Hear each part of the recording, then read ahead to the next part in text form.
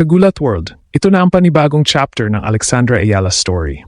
Matapos ang historic Wimbledon run, matapos ang homecoming, matapos ang pagtaas ng kaniyang world ranking, ngayon naman ay malinaw na nasa plano ni Alex ang muling pagsabak para sa Pilipinas sa Aichi Nagoya 20th Asian Games sa Japan ngayong September.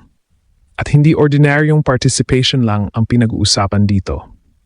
Ayon sa latest reports, sinabi ni Alex sa press conference na Asian Games is in my plans. Ibig sabihin, gusto niyang isuot ulit ang kulay ng Pilipinas, gusto niyang bumalik sa national team stage, at siyempre, target ng lahat ang gold medal.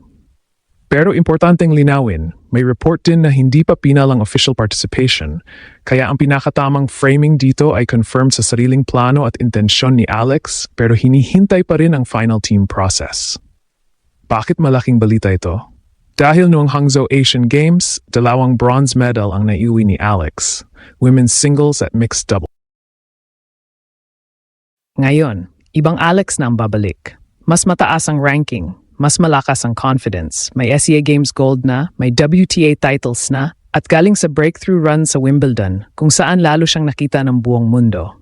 Kaya kung dati, pangarap pala lang ang Asian Games gold, ngayon parang mas totoo na ang usapan. Hindi hype lang. Hindi wishful thinking lang.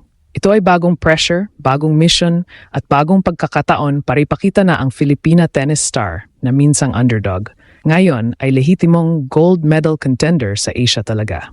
At kung akala ng iba tapos na ang malaking balita kay Alex pagkatapos ng Wimbledon, mukhang hindi pa pala.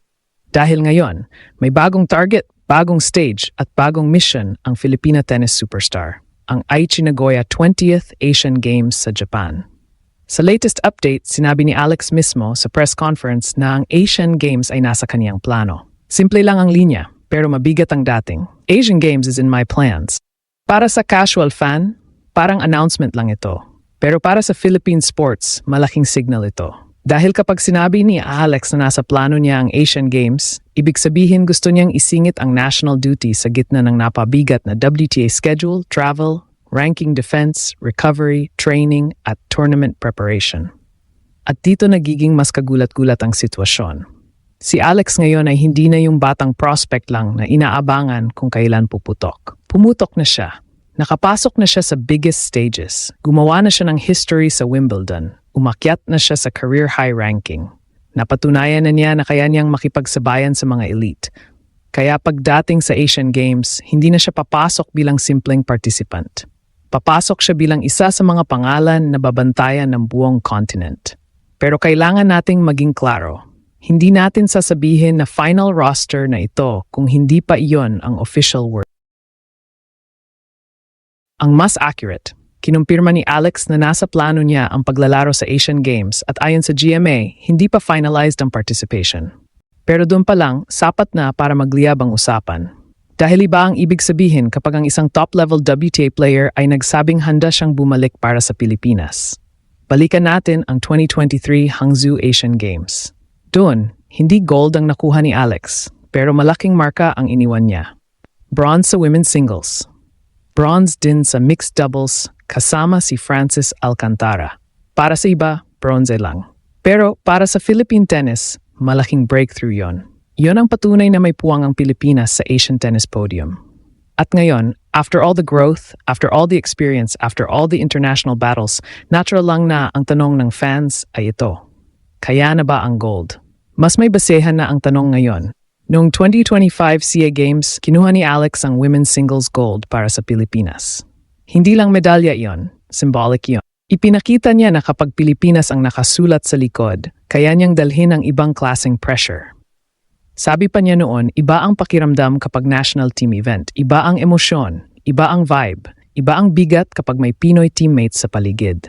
At ngayon, dadalhin niya ang parehong puso, pero sa mas mataas na stage, Asian Games. Kaya ang narrative natin dito, hindi lang Alex sasali sa Asian Games. Ang totoong storya, mula bronze medalist, ngayon target ng gold. Mula promising teen, ngayon legitimate contender. Mula tahimik na laban sa international tour, ngayon buong Pilipinas nakatingin. At habang maraming bansa ang may sariling tennis stars, may isang Filipina na dala ang bigat ng flag, ang init ng fanbase, at ang paniniwala ng sambayanang matagal ng naghihintay ng Asian Games tennis gold. At kung pag-uusapan natin ang gold medal target,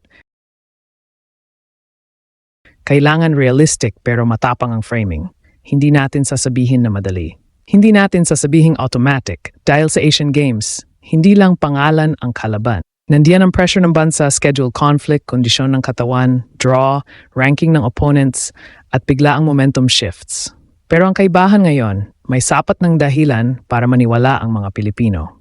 Una, mas mature na si Alex. Hindi lang sa strokes, hindi lang sa footwork, hindi lang sa serve, kundi sa mental side. Sa mga recent interviews, malinaw na mas aware siya kung paano kontrolin ang emotions niya sa court. Napakalaking bagay niyan sa multi-sport events. Kasi sa WTA Tour, individual grind. Pero sa Asian Games, may delegation, may flag, may medal table, may national anthem, at may expectation na bawat puntos ay para sa bansa. Diyan nasusukat hindi lang ang galing, kundi ang composure. Pangalawa, ibang confidence ang dala niya na ngayon. Hindi na lang siya umaasa sa potential. May resibo na. May SEA Games gold na. May WTA 125 titles na. May mga panalong nagpabago ng tingin ng mundo sa kaniya. At after Wimbledon, lalo pang lumaki ang kaniyang presence. Kaya sa Japan, hindi lang siya dadating bilang representative ng Pilipinas. Dadating siya bilang player na alam ng kalaban na kayang magpainit ng match, kayang lumaban sa malalaking pangalan, at kayang magdala ng momentum hanggang dulo. Pangatlo, may emotional fuel. Alam natin kung gaano ka-personal kay Alex ang pag-represent sa Pilipinas.